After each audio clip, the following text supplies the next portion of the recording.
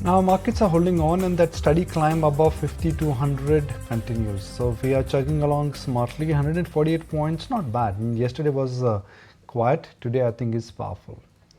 But it's action pack for the Narayana for Narayana Hridayalaya as a hospital chain because they are looking at expanding, they are looking at adding multiple beds, they are looking at increasing the reach in all major categories. Sandhya J, Group Chief Financial Officer with Narayana Healthcare, joins us now. Sandhya, always a pleasure to have you on ET Now. Thank you for joining us. Let's first talk about how's business doing? Good morning. Thank you for having me here. Like we have always said, we have not added any capacity in the last 4 to 5 years, and most of our growth has been organic. So if you look at from that parlance, I think we are doing reasonably okay. Our inorganic growth that you are seeing in the sector, I think will come down the line when our capacities go live. Overall, we are positive. Integrated care has picked up reasonable traction. Cayman's completely back on track with the new hospital. And India is doing reasonably okay and recouped the entire loss that we had from Bangladesh. Entire greenfield expansion, will it be funded through internal accruals or you will have to rely on debt and equity both? We will borrow. At the moment, our net debt EBITDA is 0.15, which means we have a lot of headspace to borrow. We have cash on the books also. So for some of the land acquisitions, we have used the cash on books. But we are looking at borrowing for most of the greenfield and BTS projects that we've committed on. Tracking Narayana Hridayalaya even before it was not listed, then it went listed, then it started following an asset light model, and now it seems to be building up capacities. So my question is that what I knew about your strategy was always keep it asset light, get into management contracts, get into pretty much what hotel industry does. You wanted to do that for the hospital industry, and Cayman Island was an example. But now you've started putting your cash to work. You've started really taking debt to expand. So is there a change of business model, business strategy? You're no longer asset light? We are evolving. We still have asset light projects. Like we've announced 6 projects. 2 of them are asset light. In the sense, it's a build to suit kind of option. But the way we are looking at asset light has changed. We earlier had taken partnership models where we picked up existing hospitals, and we weren't very successful in many cases with some of the partnership contracts. And now we are looking at more owned assets as well as long-term leases where we have greater control on the contract and our ability to execute. So I wouldn't say we've changed our strategy, but we are evolving our strategy. And yes, given that over the past 3 to 4 years, we have accumulated cash and we have accumulated borrowing credibility, if I may say that. So we are definitely putting that to use. That brings me to the other point, which is that what will happen to return ratios? Because if you're borrowing and if you're investing, and when you're investing, greenfield projects will take not quarters, it would take years, sometimes 7 to 8 years, even 8 to 10 years before you actually see benefits of that. A hospital would be created, reputation would be built, and that's the time traffic, or I would say patient starts coming in. So does it make sense for you to take these long drawn bets when you've taken a lot of pride in terms of keeping your return ratios very powerful in the sector? Hospitals are like 25, 30, 50-year assets.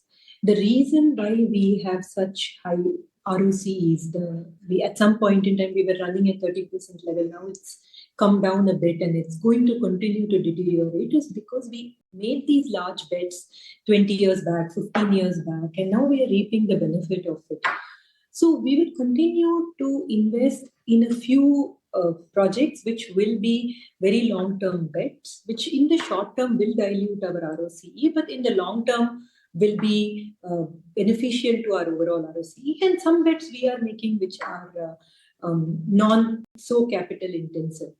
We believe that mix probably is the better evolution going forward. All right. Hi, Sandhya. Morning. This is Shrishti also joining in. I just wanted to go a little deeper into your recent land acquisition in Bangalore. Believe that you have a 3-acre land now. Give us some more sense that how much money are you planning to put for this greenfield expansion to take place? How many beds are you planning to put up there, and by when can we expect the commissioning? Sure.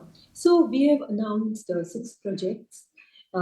Couple of them in Bangalore are greenfield in nature. One in HSR, we've committed 490 crores to that, and one in South Bangalore, for which we've committed about 800 crores. We've announced 2 build-to-suit projects in Bangalore, one in central Bangalore and one in southwestern Bangalore. We've announced one very large project in Calcutta, in Rajarat, which is a 900 crore investment, and we've announced a brownfield project in Raipur. So in all, we are looking at more options. We don't have all the details to announce yet. So in all, we are looking at least adding 2,000 beds and investing approx 3,000 crores. So that's the kind of number we have in mind.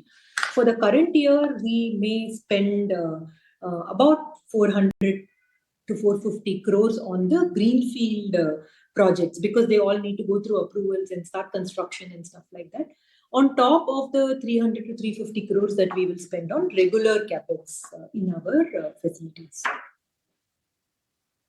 Plan is looking solid, but hi Sandhya, this is Snehi also joining in. Help us understand how the occupancy is shaping up in Q1 this year across key clusters, especially your flagship hospitals, because on an average your occupancy has historically ranged around that 60 to 65% mark. Do you believe this quarter is going to be better than that?